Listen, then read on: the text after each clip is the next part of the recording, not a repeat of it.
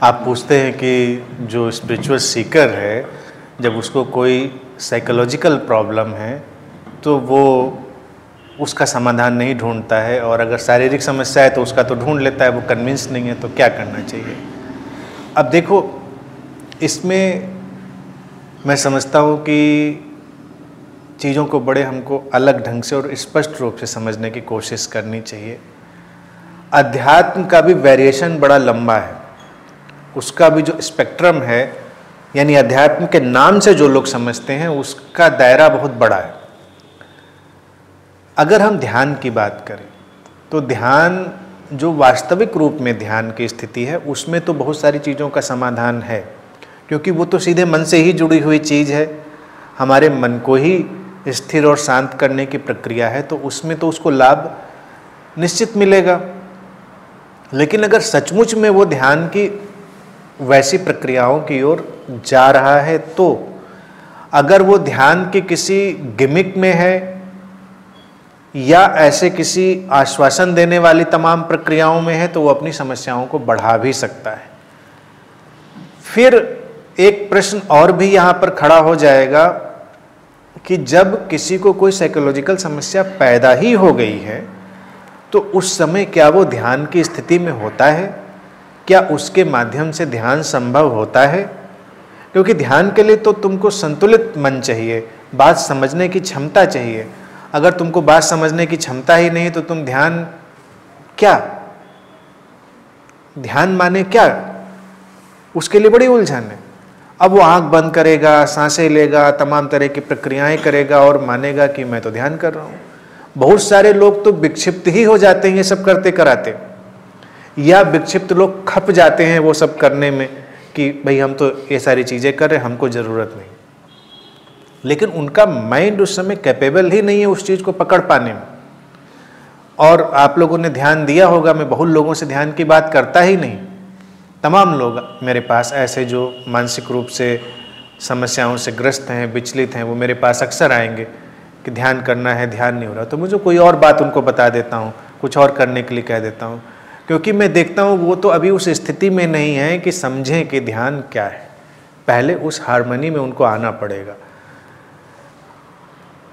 भारत में यूं तो देखा जाए एक साइकोलॉजिकल काउंसलिंग का भी प्रोसेस रहा, यानी कि जो स्पिरिचुअल वे रहा वहाँ पर जो गुरु है वो भी एक किस्म की काउंसलिंग ही कर देता है भारत में। इसीलिए लंबे वक्त तक जो मनोविज्ञान है उसका विकास नहीं हुआ यहाँ पर। उसकी वजह यही थी कि अध्यात्म में भी वो सारे इंग्रेडिएंट हैं जो वो लोग उपयोग करते हैं, लेकिन फिर एक सिस्टमेटिक पूरा स्ट्रक्चर डेवलप हुआ मनोविज्ञान का, साइकोलॉजी का, जिसमें उसकी काउंसलिंग, उसका ट्रीटमेंट खास ढंग से किया जा सकता है।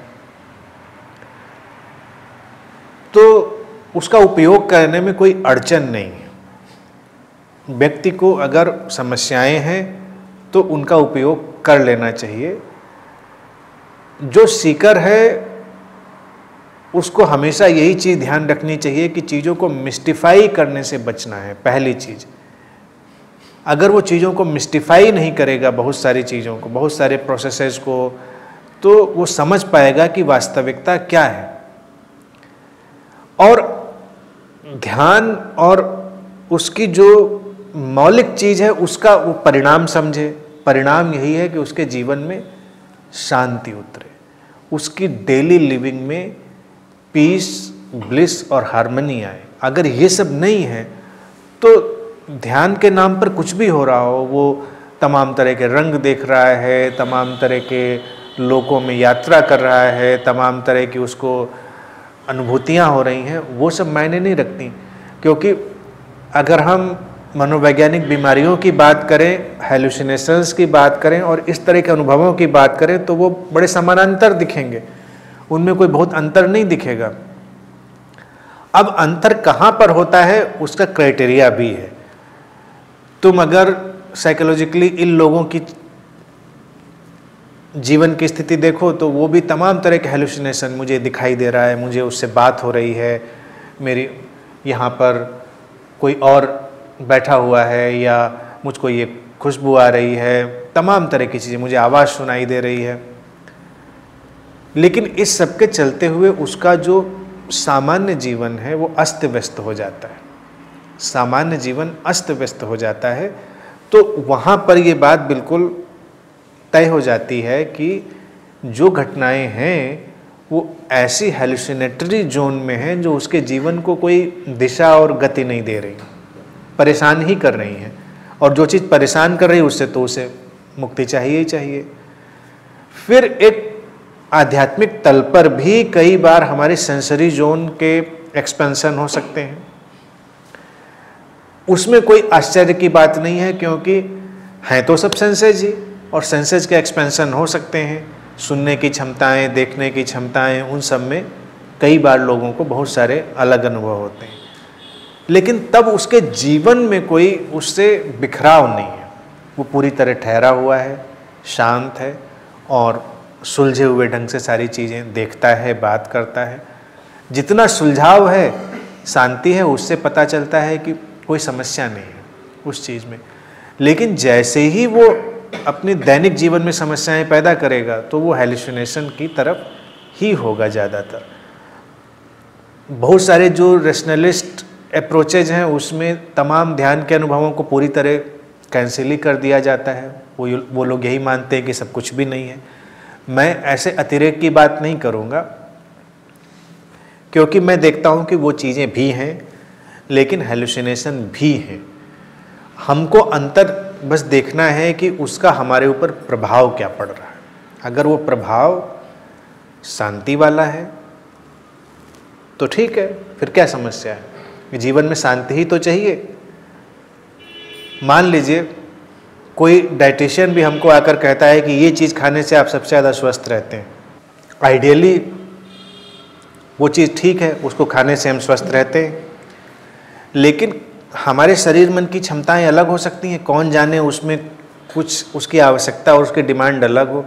हम वो चीज़ खा के स्वस्थ हों जो नॉर्म के हिसाब से हमारे लिए ठीक नहीं है, लेकिन अगर हम स्वस्थ हैं उसको खाकर तो बात खत्म हो गई ना। हम स्वस्थ हैं, फिर नॉर्म का क्या करना। लेकिन अगर हम नॉर्म वाली चीज़ ही ले रहे हैं और शारीरिक रूप से भी हम बीमार हैं तो हमको पुनर्विचार तो करना ही पड़ेगा कि भाई हम फॉलो तो सारा नॉर्म कर रहे हैं लेकिन हम स्वस्थ तो नहीं हैं, हमें तो बीमारियां हैं। तो ये दृष्टि हमको हर तरफ लगानी पड़ेगी। ध्यान भी व्यक्ति कर रहा है, कितना भी ध्यान कर लो तुम, कितने भी शिविर कर लो, कितनी भी चीज़ें कर लो, फिर अपने जीवन को कभी ठहर कर एनालाइज करो, देखो, समझो कि वो अब तक हमारे लिए क्या लाया है। वो हमारे लिए पीस, ब्लिस, हार्मनी लेकर आया है या नहीं लाया है। जीवन में सुलझाव लाया है या नहीं लाया है, या हम और उलझ गए हैं। अगर वो सुलझाव लाया है यानी कि सॉल्यूशंस लाया है जीवन में, जीवन को उसने ज़्यादा सहज बनाया है, सरल बनाया है, शांत बनाया है, संस्वरित बनाया है, आनंदपूर्ण बनाया है, तो ठीक है, फिर कोई समस्या नहीं। नहीं बनाया है तो फिर एनालाइज करना पड़ेगा। फिर हमको कोई विशेषज्ञ की मदद लेने में हिचकना भी नहीं चाहिए।